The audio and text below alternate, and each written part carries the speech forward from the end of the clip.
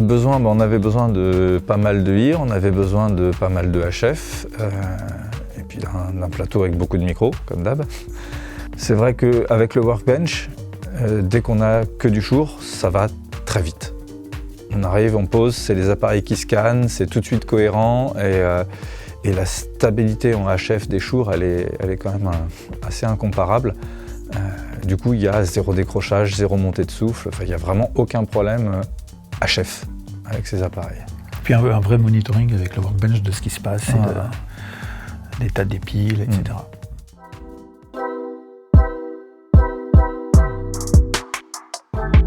Alors du coup, en termes de captation, on a des AD4Q qui sortent en ligne en analogue et des PSM 1000 pour les IRS, donc là c'est plus de la captation, mais qui sortent pareil en analogue.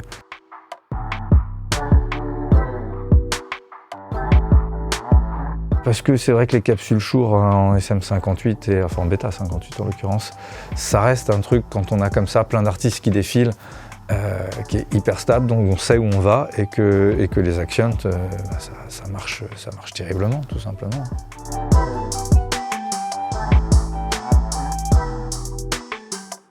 Le spectre audio est très chargé ici à Enghien, donc il n'y a pas beaucoup d'espace, surtout dans le casino où eux aussi utilisent beaucoup de machines, donc il y a vraiment très peu d'espace. Après, on n'avait pas beaucoup de machines, donc c'est resté facile.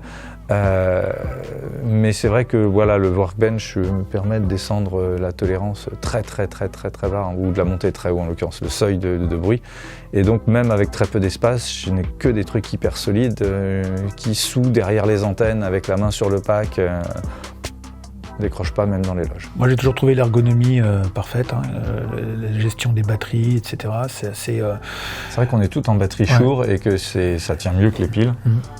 Puis dans l'ergonomie de charge, de remise en œuvre des piles, de synchronisation, tout ce qu'il y a autour du micro, en fait, de la chefferie pure est très rapide et très efficace. Ouais, très bien pensé.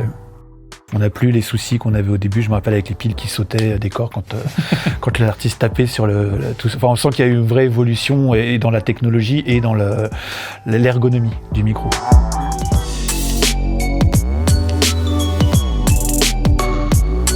Principalement du Beta 58. Alors pour les voix, on a du Beta 58. Après, la batterie est presque exclusivement en Shure, puisqu'on a un Beta 91 dans la grosse caisse, un Beta 52 dans les vents.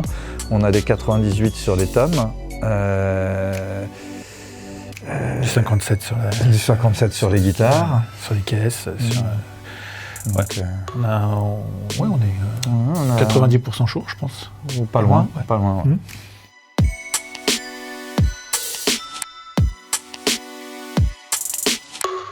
Je dirais bien à tout le monde. C'est ça, on tombe un peu dans les mêmes.